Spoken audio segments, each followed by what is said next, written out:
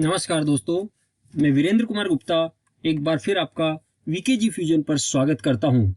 हम कक्षा 12 का पहला पार्ट ठोस अवस्था पढ़ रहे हैं और ठोस अवस्था में हमने 6 टॉपिक कंप्लीट कर लिए हैं और अब हमारा अगला टॉपिक है ठोसों में अपूर्णताएं या त्रुटियां या दोष भी इनको कहा जाता है। इंग्लिश में इसको डिफेक्ट के नाम से जाना जाता है।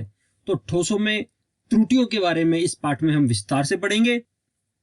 यदि आपको चैप्टर अच्छा लगे तो इसको लाइक जरूर करना और अच्छा नहीं लगे तो आप इसको डिसलाइक भी कर सकते हैं, लेकिन आप इस पूरे टॉपिक को जरूर देखना, आपको बड़ा अच्छा लगेगा। और कमेंट बॉक्स में जरूर आप कमेंट करें कि आपको अच्छा लग रहा है या खराब लग रहा है या इसमें कोई सुधार की गुंजाइश है, तो मुझे कमेंट बॉक्स पर जरूर अपनी टिप्पणी देवें और सब्सक्राइब जरूर करें चैनल को। और सब्सक्राइब करने के बाद आपको एक बेल आइकन दिखाई देगा, उस पर घंटी जरूर बजा दे, जिससे आपको हमारे आने वाले सभी वीडियोस की नोटिफिकेशन प्राप्त होती रहे और आप किसी भी वीडियो से नहीं चूके। चलिए शुरू करते हैं। सबसे पहले आदर्श क्रिस्टल किसे कहते हैं? आदर्श क्रिस्टल होता क्या है? कोई भी मात्रक कोष्टिका में यदि सभी जालक बिंदु बिल्कुल समान तरीके से व्यवस्थित होते हैं तो उसे आदर्श क्रिस्टल कहा जाता है। आदर्श क्रिस्टल जैसे आपके सामने डायग्राम है, इसमें आप देख रहे हैं कि ऋणायन और धनायन सभी एक आदर्श व्यवस्था के अनुसार व्यवस्थित है। तो इस प्रकार हम कह सकते हैं कि एक आदर्श क्रिस्टल होता है। लेकिन कोई भी आदर्श क्रिस्टल हमेशा परम शून्य ताप अर्थात 0 केल्विन टेम्परेचर पर ही प्राप्त होता है।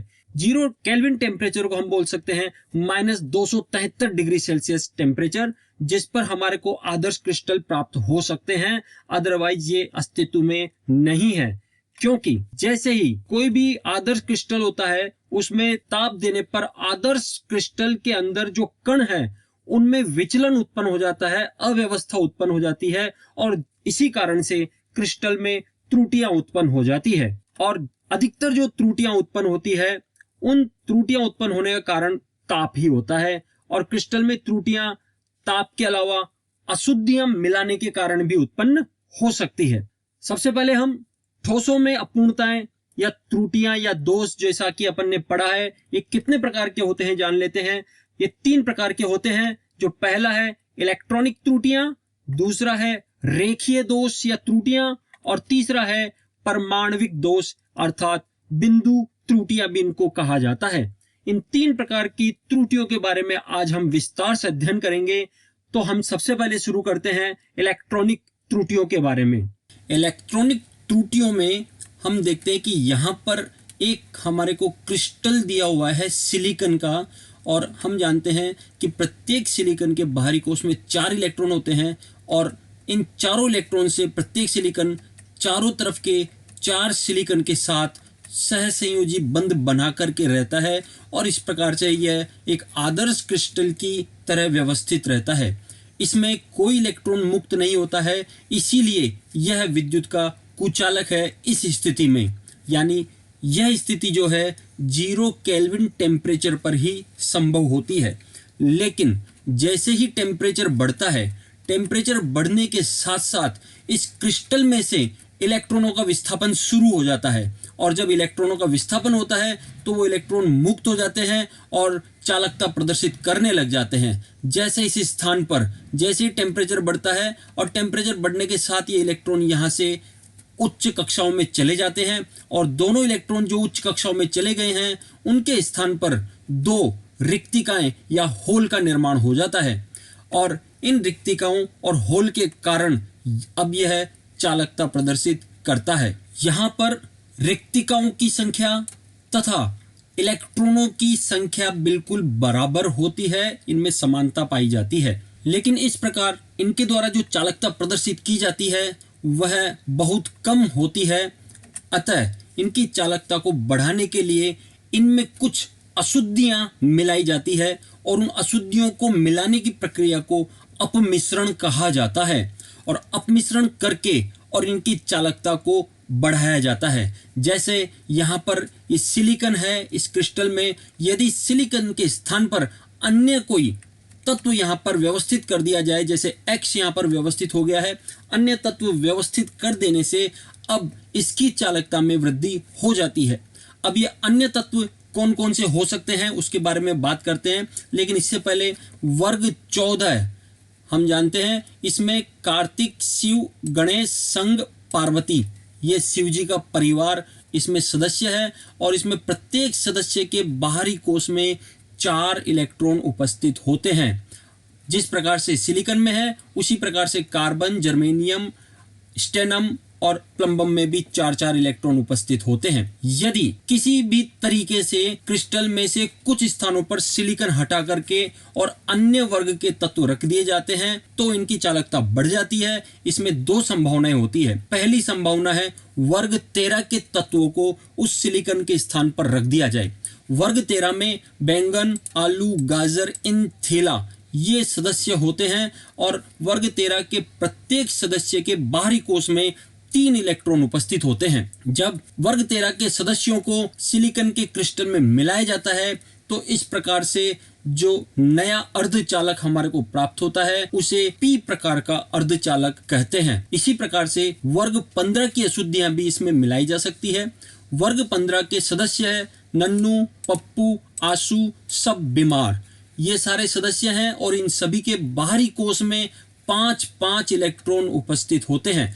जब वर्ग 15 के सदस्यों को सिलिकॉन के क्रिस्टल में मिलाया जाता है तो उस कारण से एक नया अर्धचालक बनता है जिसे एन प्रकार का अर्धचालक कहते हैं। अब इन्हें पी और एन प्रकार का अर्धचालक क्यों कहते हैं इसको हम समझते हैं। जैसे एक नया क्रिस्टल हमारे सामने है और इसमें हमने बोरोन को सिलिकॉन के क्रिस्टल में मिला दिया है। अब ये मिला दिया, दिख गया, बड़ा आसान लग रहा है, लेकिन ये इतनी आसानी से नहीं मिलता है। इसके लिए हमारे को सिलिकॉन के क्रिस्टल को गर्म करके पिघलाना पड़ता है और उसमें कुछ मात्रा में बोरोन डाल दी जाती है और फिर उसके बाद धीरे धीरे उसको ठंडा किया जाता है जिससे वापस वो व्यवस्थित तरीके से क्रिस्टल के रूप में परिवर्तित हो जाता है और बीच बीच में कुछ सिलिकॉन के स्थान पर बोरोन आ जाता है। लेकिन बोरोन के बाहरी कोश में 3 इलेक्ट्रॉन होते हैं, अतः बोरोन अपने 3 तरफ के सिलिकॉन के साथ तो एक इलेक्ट्रॉन की साझेदारी कर लेता है, लेकिन चौथे सिलिकॉन के साथ वह एक इलेक्ट्रॉन की साझेदारी नहीं कर पाता है क्योंकि उसके पास एक इलेक्ट्रॉन एक्स्ट्रा नहीं है। अतः उस स्थान पर एक रिक्ति रह जाती है। इस रिक्ति के कारण ही यह चालकता प्रदर्शित करता है। अब सवाल यह है कि रिक्ति के कारण चालकता कैसे होती है, तो इसको समझने के लिए हम इस चित्र में ध्यान से देखते हैं तो यहाँ पर ये सिलिकॉन है और इस सिलिकॉन के ऊपर यहाँ पर ये रिक्ति रहती है। पड़ोस वाला जो सिलिकॉन का इलेक्ट्रॉन है वो इलेक्ट्रॉन इस रिक्ति में आकर के पहुंच जाता है, लेकिन अब उस इलेक्ट्रॉन के स्थान पर रिक्ति उत्पन्न हो जाती है। इसी प्रकार से फिर पड़ोस वाला इलेक्ट्रॉन उस रिक्ति में आता है तो उसके पास रिक्ति उत्पन्न हो जाती है। इस प्रकार से हम देखते हैं कि जो इलेक्ट्रॉन होता है वो इलेक्ट्रॉन तो इस दिशा में गति करता है, लेकिन रिक्तियां जो होती है वो विपरीत दिशा में गति करती है। इस प्रकार से ये चालकता प्रदर्शित करता है। क्योंकि इसमें होल के कारण अर्थात रिक्ति के कारण, छिद्र के कारण चालकता होती है और छिद्र में पॉजिटिव चार्ज होता है, इसीलिए इसको पी प्रकार के अर्धचालक भी कहते हैं। अर्थात वर्ग 14 में जब वर्ग 13 की अशुद्धियां मिलाई जाती है तो हमारे को पी प्रकार के अर्धचालक प्राप्त होते हैं। इसी प्रकार से दूसरा उदाहरण हम देखें जिसमें सिलिकॉन के क्रिस्टल के बीचों बीच में फॉस्फोरस परमाणु उपस्थित है। अब हम यहाँ पर देख सकते हैं कि वर्ग 15 के सदस्यों के बाहरी कोश में 5 इलेक्ट्रॉन होते हैं, तो यहाँ फॉस्फोरस के पास भी 5 इलेक्ट्रॉन है, जिसमें से यह 4 तरफ तो 4 सिलिकॉन के साथ एक इलेक्ट्रॉन की साझेदारी करके बंध का निर्माण कर लेता है, लेकिन उसके बाद भी इसके पास एक अतिरिक्त इलेक्ट्रॉन, मुक्त इलेक्ट्रॉन बच जाता है और इस मुक्त इलेक्ट्रॉन के कारण यह चालकता प्रदर्शित करता है। अब चूंकि यह चालकता मुक्त इलेक्ट्रॉन के कारण होती है और इलेक्ट्रॉन पर नेगेटिव अर्थात ऋणावेश होता है, इसीलिए इस प्रकार बने हुए अर्धचालकों को हम एन प्रकार के अर्धचालक कहते हैं। तो इस प्रकार से 3 प्रकार के अर्धचालक हमारे को मिलते हैं। एक वो अर्धचालक है जिसमें शुद्ध सिलिकॉन होता है या जर्मेनियम होता है, वो नेज या शुद्ध अर्धचालक कहलाते हैं। जब उसमें अशुद्धियां मिला दी जाती है, यदि वर्ग 13 की अशुद्धियां उसमें मिला दी जाए तो पी प्रकार का अर्धचालक प्राप्त होता है, और वर्ग 15 की अशुद्धियां मिला दी जाए तो हमारे को एन प्रकार का अर्धचालक प्राप्त होता है। अब आपके लिए दो सवाल यहां पर मैं दे रहा हूं, आप इनका आंसर कमेंट बॉक्स में जरूर से जरूर लिखें, ताकि मैं समझ सकूं कि आप लोग इनको ध्यान से देख रहे हैं और आपको ये चैप्टर अच्छा लग रहा है। पहला प्रश्न है, गैलियम में कार्बन की अशुद्धि मिलाने पर किस प्रकार के अर्धचालक का निर्माण होता है? ध्यान से समझना इस प्रश्न को। इसी प्रकार से फास्फोरस में सिलिकॉन की अशुद्धि मिलाने पर किस प्रकार के अर्धचालक हमारे को प्राप्त होते हैं? और आपको पता होना चाहिए कि अर्धचालक दो ही प्रकार के होते हैं, एक पी प्रकार का अर्धचालक और एक एन प्रकार का अर्धचालक अशुद्धियां मिलाने पर। जैसा कि हमने अभी अभी पढ़ा था, तो आपको उनमें से बताना है कि ये दोनों किस किस प्रकार के अर्धचालक हैं। अब बात करते हैं हम रेखीय त्रुटि या रेखीय दोष की। रेखीय दोष में विस्थापन होता है, इस चीज को ध्यान में रखना है। परमाणु या कण अपने स्थान से रेखीय रूप से हट जाते हैं और यह मुख्य रूप से बाहरी दाब के कारण होता है। और रेखीय दोष दो प्रकार का होता है, हम इसको समझने की कोशिश करते हैं। पहली एक कोई क्रिस्टल ये है, इसका द्वितल हम देख रहे हैं। इस क्रिस्टल में ऊपर की तरफ से कोई नई कणों की एक रेखा इसमें प्रवेश करने की कोशिश करती है और प्रवेश करने के बाद हम देख रहे हैं एक नई रेखा इसमें प्रवेश कर जाती है, तो यह किनारों से विस्थापित हो जाता है। दोनों साइड किनारों से यह फैल गया है, इसीलिए इस प्रकार के दोष को हम एज डिसलोकेशन या कोर या किनारा विस्थापन के नाम से जानते हैं। इसी प्रकार से दूसरा ये 3D क्रिस्टल हमारे सामने है।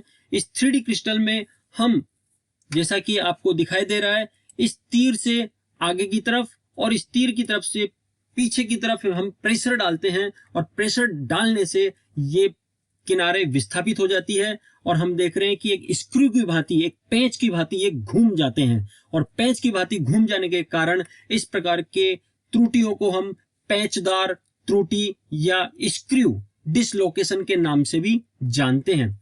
यह मुख्यतया जब विपरीत दिशाओं में बल लगाया जाता है तब उत्पन्न होती है। तीसरा दोष हमारा, जो कि सबसे महत्वपूर्ण दोष है और सबसे बड़ा है पढ़ने में, परमाणविक या बिंदु दोष या बिंदु त्रुटियां इसको कहा जाता है। बिंदु दोष या बिंदु त्रुटियों को हम मुख्य रूप से दो भागों में बांट देते हैं, एक अनआयनिक ठोस में पाई जाने वाली त्रुटियां और एक आयनिक ठोस में पाई जाने वाली त्रुटियां। अनआयनिक ठोस में पाई जाने वाली त्रुटियां फिर दो प्रकार की होती है, एक रिक्तिका दोष और एक अंतराकाशी दोष या त्रुटि। जबकि आयनिक ठोस में पाई जाने वाली जो त्रुटियां होती है वो तीन प्रकार की होती है, स्टाइक्योमेट्रिक त्रुटियां, नॉन स्टाइक्योमेट्रिक त्रुटियां और अशुद्धता त्रुटियां। इन सब के बारे में हम विस्तार से पढ़ेंगे। सबसे पहले अनायनिक ठोस के बारे में पढ़ते हैं। अनायनिक ठोस में जैसा हमने देखा दो प्रकार की त्रुटियां होती है। पहली है अंतराकाशी दोष या त्रुटि। अंतराकाशी दोष या त्रुटि समझने के लिए एक क्रिस्टल हमारे सामने है। इस क्रिस्टल में सभी कण अपने व्यवस्थित तरीके से जमे हुए हैं और यदि इसके बीच में जो अंतराकाश होते हैं, ये रिक्तियां होती है, इन रिक्तियों में यदि कोई बाहरी कण आकर के व्यवस्थित हो जाता है तो इस प्रकार की त्रुटि को अंतराकाशी दोष या त्रुटि कहा जाता है। और चूंकि इसमें बाहर से कण आया है, इस कारण से क्रिस्टल के घनत्व में वृद्धि हो जाती है। दूसरा है रिक्तिका दोष। रिक्तिका दोष में हम देख रहे हैं कि एक क्रिस्टल हमारे सामने है जिसमें पंक्तियां व्यवस्थित तरीके से जमी हुई है और यदि इस क्रिस्टल के किसी भी स्थान से कोई भी कण अपना स्थान छोड़कर और क्रिस्टल के बाहर चला जाता है तो इस प्रकार वहां पर रिक्ति उत्पन्न हो जाती है। इसीलिए इस प्रकार के दोष को रिक्तिका दोष कहा जाता है। चूंकि इसमें कण क्रिस्टल को छोड़कर ही चला जाता है, अतः इसमें क्रिस्टल के घनत्व में कमी आ जाती है। अब बात करते हैं हम आयनिक ठोसों में त्रुटियों की। आयनिक ठोसों में त्रुटियां, जैसा कि हमने अभी कुछ देर पहले देखा था, तीन प्रकार की होती है, स्टोइकियोमेट्रिक, नॉन स्टोइकियोमेट्रिक और अशुद्धता त्रुटि। स्टोइकियोमेट्रिक त्रुटियां भी दो प्रकार की होती है, शॉर्ट की त्रुटि और फ्रैंकल त्रुटि। जबकि नॉन स्टोइकियोमेट्रिक दोष जो होते हैं वो दो प्रकार के होते हैं, एक है धातु आधिक्य दोष और दूसरा है धातु न्यूनता दोष। समझना, धातु आधिक्य अर्थात उसमें धातु की वृद्धि हो जाती है, धातु न्यूनता मतलब उसमें धातु क्या है यहाँ पर, धनायन, उसकी कमी हो जाती है। अब धातु आधिक्य भी दो प्रकार से हो सकता है, एक तो धनायन उसमें बढ़ जाए तो धातु आधिक्य हो गया, और दूसरा ऋणायन कम हो जाए तो भी धातुओं की संख्या नेगेटिव की तुलना में ज्यादा हो जाती है। तो इस प्रकार से दो प्रकार के धातु आधिक्य दोष है। इसी तरह से धातु न्यूनता दोष भी दो प्रकार से हो सकती है। धातु न्यूनता में यदि धनायनों की कमी आ जाए, और दूसरा यदि ऋणायनों में वृद्धि हो जाए। तो इस प्रकार से इन सभी के बारे में विस्तार से हम पढ़ेंगे। सबसे पहले स्टाइक्योमेट्रिक दोष के बारे में पढ़ते हैं। स्टाइक्योमेट्रिक दोष के बारे में एक छोटा चैप्टर मैंने पहले बनाया था, उसमें हमने पढ़ा है, लेकिन फिर भी हम हल्का फुल्का रिवाइज यहाँ पर कर लेते हैं कि स्टाइक्योमेट्रिक दोष मुख्यतया आयनिक यौगिकों में ये पाए जाते हैं, और ऐसे पदार्थ जिनमें धनायन और ऋणायन का अनुपात उसके मूलानुपाती सूत्र के समान ही होता है, तो उन ठोसों को स्टाइक्योमेट्रिक ठोस कहते हैं, और हिंदी में इन्हें रस समीकरण मितीय ठोस के नाम से जाना जाता है। जैसे एक उदाहरण हम लेते हैं सोडियम क्लोराइड का। एक क्रिस्टल है सोडियम क्लोराइड, जिसमें मान लीजिए 100 सोडियम आयन और 100 क्लोराइड आयन है, तो उनमें अनुपात हो गया 1:1। यदि उसमें से एक सोडियम आयन क्रिस्टल से बाहर चला जाता है और क्लोराइड आयन भी एक क्रिस्टल से बाहर चला जाता है, अब वहां पर सोडियम आयन और क्लोराइड आयनों की संख्या रह जाती है 99, लेकिन दोनों का अनुपात अब भी 1:1 ही होता है। तो इस तरह से यदि त्रुटियां उत्पन्न भी हो जाती है तो आयनों के अनुपात में कोई अंतर नहीं आता है, तो इस प्रकार के दोष को ही हम स्टाइक्योमेट्रिक त्रुटि या दोष कहते हैं। और इस प्रकार के दोष मुख्यतः ताप देने पर उत्पन्न होते हैं, इसीलिए इन्हें ऊष्मा गति की दोष के नाम से भी जाना जाता है। ये दो प्रकार के होते हैं, जिसमें पहला है शॉर्ट की दोष। शॉर्ट की दोष को ध्यान से समझिए। एक क्रिस्टल यहाँ पर दिया हुआ है, यहाँ पर प्रत्येक ऋणायन चारों तरफ से धनायन से घिरा हुआ है और प्रत्येक धनायन चारों तरफ से ऋणायन से घिरा हुआ है, अर्थात यहाँ पर एक निश्चित अनुपात धनायन और ऋणायन का उपस्थित है। यदि मान लीजिए किसी स्थान से कोई ऋणायन क्रिस्टल छोड़ करके बाहर चला जाता है, तो अब एक ऋणायन क्रिस्टल से निकल गया है तो पूरे क्रिस्टल पर धनावेश आ जाता है। लेकिन चूंकि किसी भी क्रिस्टल में त्रुटि उत्पन्न होने के बाद भी उदासीनता बनी रहनी चाहिए, इसी उदासीनता को बनाए रखने के लिए ऋणायन के साथ साथ एक धनायन भी अपना स्थान छोड़कर क्रिस्टल से बाहर चला जाता है, और इस प्रकार से यहाँ पर रिक्ति त्रुटियां उत्पन्न हो जाती है। और दो कण क्रिस्टल से बाहर चले गए हैं, इसीलिए क्रिस्टल के घनत्व में कमी आ जाती है। यहां आप नाम से ध्यान रख सकते हैं कि शॉर्ट की का मतलब होता है शॉट लगाना, और शॉट लगाने के बाद बॉल मैदान के बाहर चली जाती है। अर्थात आपको ये ध्यान रखना है कि शॉट की दोष में धनायन और ऋणायन दोनों मैदान छोड़कर अर्थात क्रिस्टल को छोड़कर ही बाहर चले जाते हैं, और इस प्रकार के दोष से घनत्व में कमी आती है। साथ ही साथ यह दोष उस प्रकार के यौगिक प्रदर्शित करते हैं जिनमें समन्वय संख्या उच्च होती है। आप देखिए चित्र है जिसमें ये केंद्रीय परमाणु है जो चारों तरफ से 6 अन्य कणों से घिरा हुआ है। तो कोई भी कण चारों तरफ से अन्य जितने कणों से घिरा हुआ होता है वही उसकी समन्वय संख्या कहलाती है। तो जिसकी समन्वय संख्या ज्यादा होती है, उच्च होती है, उन्हीं में शॉर्ट की दोष पाया जाता है।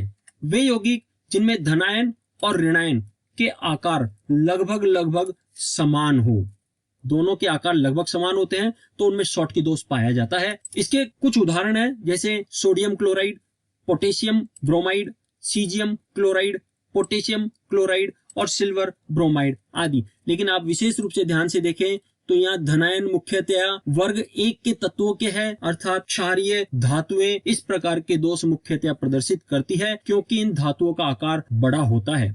लेकिन अपवाद स्वरूप यहाँ AgBr भी शॉर्ट की दोष प्रदर्शित करता है। दूसरा है फ्रेंकेल दोष।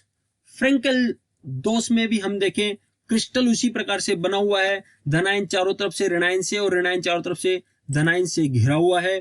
लेकिन फ्रेंकेल दोष में क्या होता है कि कोई भी धनायन अपना स्थान छोड़ करके और क्रिस्टल के मध्य उपस्थित रिक्तिकाओं में चला जाता है, बाहर नहीं निकलता है, रिक्तिकाओं में चला जाता है, और रिक्तिकाओं में चला जाने के कारण इस प्रकार उत्पन्न होने वाले दोष को ही फ्रेंकेल दोष के नाम से जाना जाता है। अब इस दोष में आप स्पष्ट रूप से देख रहे हैं कि कण क्रिस्टल के बाहर तो निकलता नहीं है, इसीलिए घनत्व पर कोई प्रभाव नहीं पड़ता है, लेकिन यहाँ धनायन अपने स्थान से विस्थापित हो जाता है, इसीलिए इसे विस्थापन दोष के नाम से भी जाना जाता है। इसी प्रकार से यह अंतराकाशों में पहुंच जाता है धनायन निकल करके, इसीलिए इसे अंतराकाशी दोष भी कहा जाता है। घनत्व में कोई परिवर्तन नहीं होता है। और दूसरी बात, क्रिस्टल के पराविद्युतांक में वृद्धि होती है। पराविद्युतांक में वृद्धि इसलिए होती है क्योंकि यहाँ आप देख सकते हैं कि ये धनायन समान आयन एक दूसरे के नजदीक आ जाते हैं, जिसके कारण से पराविद्युतांक में वृद्धि हो जाती है। साथ ही साथ ऐसे यौगिक जिनमें समन्वय संख्या कम होती है वो फ्रैंकेल दोष प्रदर्शित करते हैं। साथ ही साथ हम देख रहे हैं कि यहाँ धनायन रिक्तिकाओं में आ जाता है, और रिक्तिकाएं तो बहुत छोटी होती है, इसीलिए यदि आपका धनायन भी छोटा होगा ऋणायन की तुलना में तो ही वो फ्रैंकेल दोष प्रदर्शित कर पाता है। उदाहरण में सिल्वर क्लोराइड है, सिल्वर आयोडाइड है, जिंक सल्फाइड है, और साथ ही एक AgBr भी इसमें एक उदाहरण है। हमने देखा था कि AgBr शॉर्ट की दोष भी दिखाता है और ये फ्रैंकेल दोष में भी पाया जाता है। तो आपको बहुत महत्वपूर्ण है ये याद रखना कि सिल्वर ब्रोमाइड ऐसा उदाहरण है जिसमें फ्रैंकेल और शॉर्ट की दोनों प्रकार के दोष पाए जाते हैं। अब बात करते हैं हम नॉन स्टाइक्योमेट्रिक दोष की, या जिसको अरस समीकरण मितीय दोष भी कहा जाता है। अरस समीकरण मितीय दोष मुख्य रूप से धनायन और ऋणायन का जो अनुपात होता है वो उसके रासायनिक सूत्र से भिन्न होता है। ये सबसे महत्वपूर्ण है, क्योंकि स्टाइक्योमेट्रिक दोष में हमने देखा था कि उनका सरलतम अनुपात परिवर्तित नहीं होता है, लेकिन यहां पर धनायन और ऋणायन के सरलतम अनुपात परिवर्तित हो जाते हैं, और इस प्रकार की त्रुटि को ही नॉन स्टाइक्योमेट्रिक त्रुटि कहा जाता है, जिसको हम एक उदाहरण से समझते हैं। ये FeO है, फेरस ऑक्साइड, जिसमें एक फेरस और एक ऑक्सीजन आपस में बंध बना करके जुड़े हुए हैं, अर्थात इनमें 1:1 कणों की संख्या है। लेकिन जब नॉन स्टाइक्योमेट्रिक दोष होता है इसमें, तो यह अनुपात कुछ कम हो जाता है, जिस प्रकार से हम देख सकते हैं यहाँ पर Fe में 0.95 Fe रह गए हैं। ऑक्सीजन तो एक ही है, लेकिन एक ऑक्सीजन के साथ 0.95 ही आयन उपस्थित है। तो इस प्रकार यहाँ सरलतम अनुपात बना नहीं रहता है, वो बिगड़ जाता है। इसीलिए इस प्रकार के दोष को नॉन स्टाइक्योमेट्रिक दोष कहा जाता है, और इस प्रकार के यौगिकों को बर्थोलाइड यौगिक के नाम से भी जाना जाता है। अब नॉन स्टाइक्योमेट्रिक दोष, जैसा कि हमने पहले पढ़ा था कि ये दो प्रकार के होते हैं, एक धातु आधिक्य दोष और एक धातु न्यूनता दोष। धातु आधिक्य दोष भी दो प्रकार के हैं, एक तो ऋणायनों की कमी हो जाए अर्थात ऋणायनिक रिक्तिका बन जाए, और दूसरा धनायनों की वृद्धि हो जाए। इसी प्रकार से धातु न्यूनता दोष भी धनायन कम हो जाए अर्थात उनकी रिक्तिका बन जाए, और अतिरिक्त ऋणायन क्रिस्टल में आ जाए अर्थात ऋणायनों की वृद्धि हो जाए। इन चारों को हम एक एक करके समझेंगे। सबसे पहले ऋणायनिक रिक्तिकाओं के कारण धातु आधिक्य दोष, अर्थात ऋणायन क्रिस्टल छोड़ करके बाहर निकल जाते हैं। इसको हम समझते हैं। ये हमारे सामने एक सोडियम क्लोराइड का क्रिस्टल है, जिसमें आप देख सकते हैं कि क्लोराइड आयन चारों तरफ से सोडियम आयन से घिरा हुआ है, और सोडियम आयन चारों तरफ से क्लोराइड आयनों से घिरा हुआ होता है। यह एक आदर्श क्रिस्टल की तरह यहाँ पर उपस्थित है। लेकिन यदि सोडियम क्लोराइड क्रिस्टल को सोडियम के साथ गर्म किया जाता है, अर्थात सोडियम की वाष्प में गर्म किया जाता है, तो ये जो सोडियम बाहर उपस्थित है, ये सोडियम ताप पाकर के एक इलेक्ट्रॉन मुक्त करता है तथा स्वयं सोडियम आयन में परिवर्तित हो जाता है। जैसे ही क्रिस्टल के बाहर सोडियम आयन और इलेक्ट्रॉन बनते हैं, क्रिस्टल में से कोई क्लोराइड आयन निकल करके और वो सोडियम के साथ बाहर निकल जाता है और अंदर रिक्तिका बन जाती है। यहाँ जो रिक्तिका बनती है, इस रिक्तिका पर सोडियम का मुक्त हुआ इलेक्ट्रॉन पहुंच जाता है। इसका पहुंचने का कारण है ताकि क्रिस्टल की उदासीनता बनी रहे, क्योंकि जो क्लोराइड निकला है उस पर एक ऋणावेश है, अर्थात एक ऋण आयन क्रिस्टल से कम हो गया है। उस आवेश को पूर्ति करने के लिए इलेक्ट्रॉन क्रिस्टल में पहुंच जाता है और इस प्रकार से क्रिस्टल वैद्युत उदासीन हो जाता है। अब यहाँ क्रिस्टल में इलेक्ट्रॉन पहुंच गया है क्लोराइड के स्थान पर, और इस इलेक्ट्रॉन युक्त स्थान को हम F केंद्र के नाम से जानते हैं। यह F शब्द जो है जर्मनी का शब्द है फारबे, FARB, फारबे जेंटर।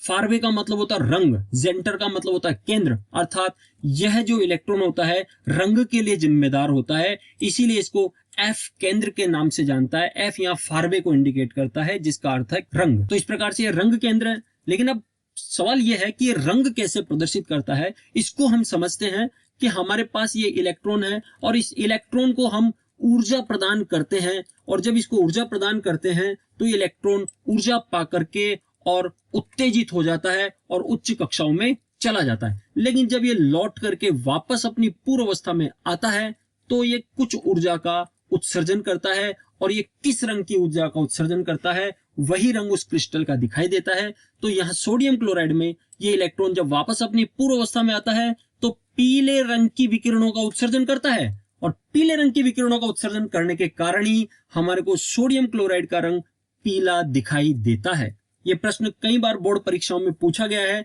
और इसी से संबंधित सवाल है कि जब सोडियम की उपस्थिति में सोडियम क्लोराइड को गर्म किया जाता है तो किस रंग का दिखाई देता है, पीला। इसी प्रकार से लिथियम की उपस्थिति में जब लिथियम क्लोराइड को गर्म किया जाता है तो उसका रंग दिखाई देता है गुलाबी, और इसी प्रकार से पोटेशियम की उपस्थिति में पोटेशियम क्लोराइड को गर्म किया जाता है तो वह बैंगनी रंग का दिखाई देता है। तो परीक्षा में प्रश्न तीनों में से किसी में भी पूछा जा सकता है। जैसे पोटेशियम की उपस्थिति में जब पोटेशियम क्लोराइड को गर्म किया जाता है तो वो बैंगनी रंग का दिखाई देता है, कारण स्पष्ट कीजिए। तो हम इस प्रकार से कारण स्पष्ट कर सकते हैं कि जब इलेक्ट्रॉन ऊर्जा पाकर के उत्तेजित हो जाता है और जब वो वापस अपनी पूर्व अवस्था में लौटता है तो वह बैंगनी रंग की विकिरणों का उत्सर्जन करता है, इसीलिए क्रिस्टल बैंगनी रंग का दिखाई देता है। अगली त्रुटि पर चलते हैं। अतिरिक्त धनायनों की अंतराकाश स्थलों पर उपस्थिति, यानी एक्स्ट्रा धनायन क्रिस्टल में आ जाते हैं तो उसके कारण भी त्रुटि उत्पन्न हो जाती है। इसको हम समझते हैं जिंक ऑक्साइड के एक उदाहरण से। यहां हम देख रहे हैं कि जिंक आयन है जो चारों तरफ से ऑक्साइड आयनों से घिरे हुए हैं, और इसी प्रकार से ऑक्साइड आयन चारों तरफ से जिंक आयनों से घिरे हुए रहते हैं। ये एक परफेक्ट क्रिस्टल यहाँ पर है। अब यहाँ पर त्रुटि उत्पन्न करनी है। त्रुटि उत्पन्न करने के लिए यहाँ जिंक ऑक्साइड को गर्म किया जाता है। जिंक ऑक्साइड को गर्म करने पर इसमें से जिंक आयन बनते हैं, ऑक्सीजन गैस बाहर निकलती है और 2 इलेक्ट्रॉन साथ में मुक्त होते हैं। गर्म करने पर ऑक्सीजन बाहर निकल जाती है, और ये जो जिंक है ये जिंक क्रिस्टल के अंदर चला जाता है, और इसी प्रकार से उदासीनता को बनाए रखने के लिए 2 इलेक्ट्रॉन भी क्रिस्टल में पहुंच जाते हैं, जिससे उदासीनता बनी रहती है। तो देखते हैं कि जिंक आयन इस प्रकार से क्रिस्टल में प्रवेश कर जाता है, अंतराकाश में चला जाता है। अब जिंक आयन प्रवेश कर रहा है तो हम ये समझ सकते हैं कि इसके घनत्व में वृद्धि हो रही है, घनत्व में इसके वृद्धि होती है। लेकिन यहाँ पर पूरे क्रिस्टल में 2 प्लस आवेश की वृद्धि हो गई है, जिसको संतुलित करने के लिए ये 2 इलेक्ट्रॉन अलग अलग रिक्तिकाओं में पहुंच जाते हैं। जिस प्रकार से पहला इलेक्ट्रॉन इस रिक्तिका में आया है और इसी प्रकार से दूसरा इलेक्ट्रॉन दूसरी रिक्तिका में पहुंच जाता है, और कुल मिलाकर के क्रिस्टल उदासीन बना रहता है। इस प्रकार की त्रुटि को हम अतिरिक्त धनायनों के कारण उत्पन्न त्रुटि कहते हैं। यहां पर भी मुक्त इलेक्ट्रॉन पाया जाता है, और इस मुक्त इलेक्ट्रॉन के कारण जिंक ऑक्साइड पीले रंग का दिखाई देता है। जब जिंक ऑक्साइड को गर्म किया जाता है, गर्म करने पर यह पीला दिखाई देता है। ठंडा करने पर तो सफेद दिखाई देता है, लेकिन गर्म करने पर यह पीला दिखाई देता है। उसका कारण है कि यहाँ पर ये मुक्त इलेक्ट्रॉन होते हैं जो ऊर्जा पाकर के और उत्तेजित हो जाते हैं, और उत्तेजित होकर जब वापस अपनी पूर्व अवस्था में लौटते हैं तो पीले रंग के प्रकाश का उत्सर्जन करते हैं, इसीलिए ये पीले रंग का दिखाई देता है। अब यहाँ पर एक्स्ट्रा जिंक आयन आ जाते हैं तो यहाँ पर इसका सूत्र भी बदल जाता है। यहाँ इसका सूत्र ZnO के स्थान पर Zn1 प्लस X हो जाता है। Zn1 तो यानी ये जो Zn था वही है, और X यहाँ पर जो अतिरिक्त जिंक आयन क्रिस्टल में प्रवेश कर गए हैं उनकी संख्या है। यहाँ हमने इसको X से लिखा है, तो अब इसका सूत्र हो जाता है Zn1 प्लस XO। लेकिन जब इसको हम वापस ठंडा करते हैं, ठंडा करने पर ये जिंक आयन वापस ऑक्सीजन ग्रहण कर लेता है और वापस जिंक ऑक्साइड में बदल जाता है, और ये पीले से वापस सफेद रंग में परिवर्तित हो जाता है। तो इस प्रकार से ये धातु आधिक्य दोष था, और धातु आधिक्य दोष में हम देख रहे हैं कि दोनों ही तरीके की त्रुटियों में मुक्त इलेक्ट्रॉन उपस्थित होते हैं, और मुक्त इलेक्ट्रॉन उपस्थित होने के कारण सबसे पहले तो ये विद्युत के सुचालक होते हैं, बहुत अच्छे चालक होते हैं, और दूसरा ये अनुचुंबकीय प्रकृति के होते हैं। अनुचुंबकीयता क्या होती है?